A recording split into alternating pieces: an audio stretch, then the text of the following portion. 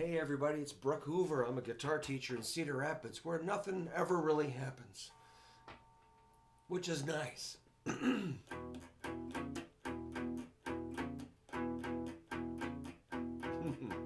So for beginning guitar players, I'm going to show you how to play rock and roll rhythm, which is good for blues, rock and roll, rockabilly, and country.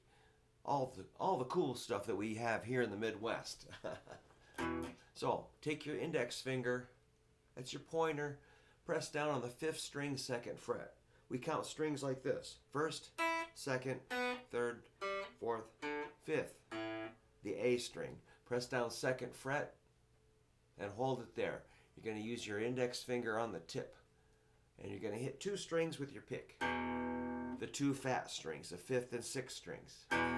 Gives you an E5 chord, E5. We also call it a power chord. It's a 2-note dyad is the correct word. A chord needs 3 notes, but let's not get all tangled up in that. All right, get used to that. Memorize it. Now, if you play the wrong fret, it'll sound like this. Or this. That's not what we're looking for. We're looking for 2nd fret for sure. All right, memorize that. I'm serious, okay? All right. So, that'd be like in every AC/DC song has that chord. All right, so that's important. Also for blues, rock and roll, country, rockabilly, heavy metal, you name it, it's going to use that. Now, you're going to add your ring finger on the 4th fret of the 5th string. That's a C sharp. On the beat, that means you're going to go 1. You're going to play on the 2 and the 4. Check it out. 1 and 2 and 3 and 4 and 1 and 2 and 3 and 4. That means this. 1 and 2 and 3 and 4. Yeah. Now, if you're new to guitar, you might be pretty tired right now. That might stress out your hand. It's okay to take a little break, stretch it out, but don't go away. Come on back and do it again. I'm going to see if I can get the metronome set for, how about 66 beats a minute. Cool. 1 and 2 and 3.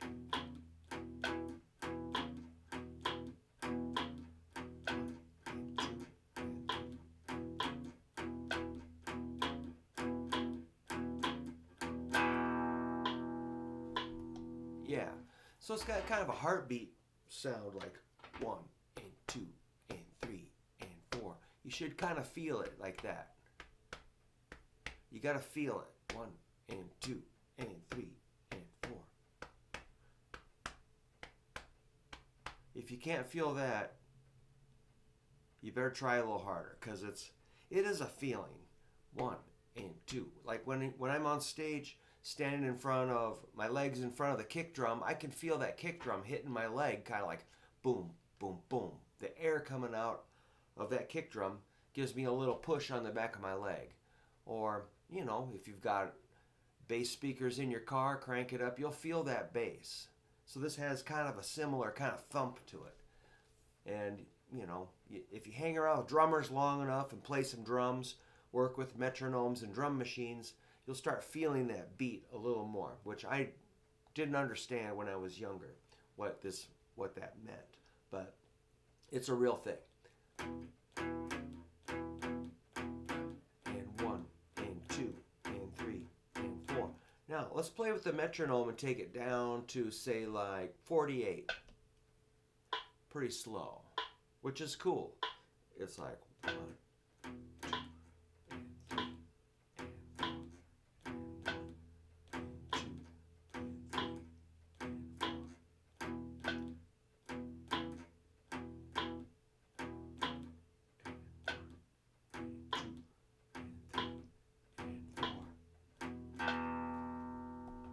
I'm going to whip it on up to, say, like 103, just picking numbers here.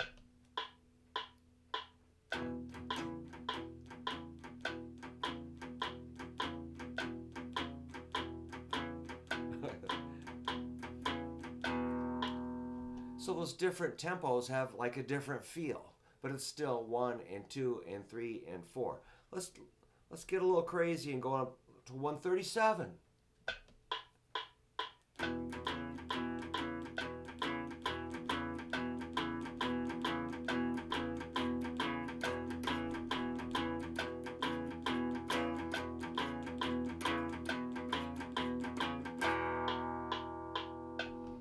That's cool.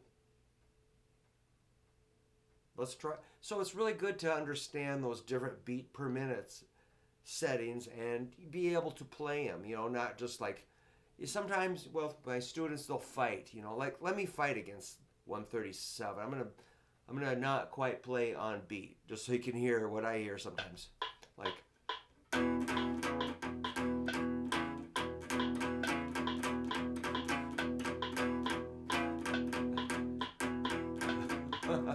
okay. Maybe I'll try to play too fast.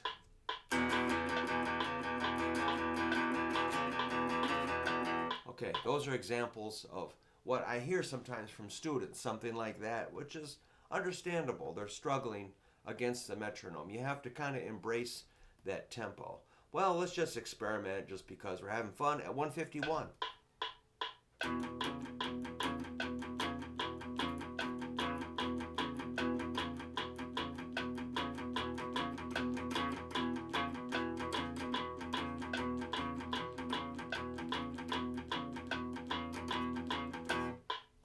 That was weird.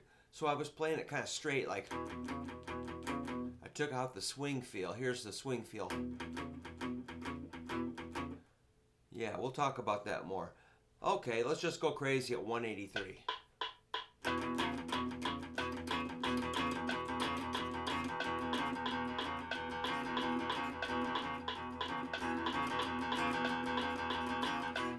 Holy smokes, that was stressing me out.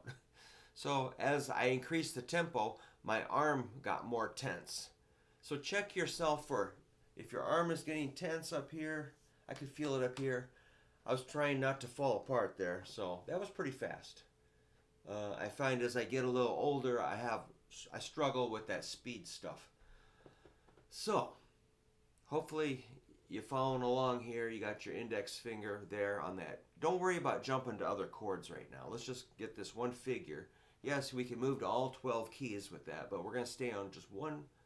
You can try that on your own, but I'm not going to drag you through a bunch of chord changes on this. We're going to stay on that one chord on this video, but you can sure try others, and I'm sure I'll have more coming up on that idea. But, so, like I say, this is a crucial thing for playing gigs. I'm always assuming you're vaguely interested in jamming with somebody or learning some blues or rock and roll. That's just an assumption.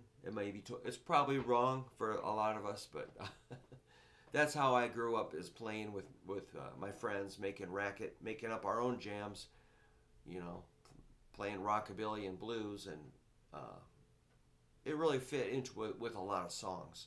So this is a really good skill to learn.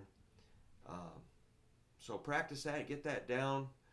Don't stress out, take a break, but come back to it, memorize it, and don't worry about jumping to other chords unless you really have to. Go ahead, but for now, master this E5 rock and roll rhythm. All right? Thanks a lot.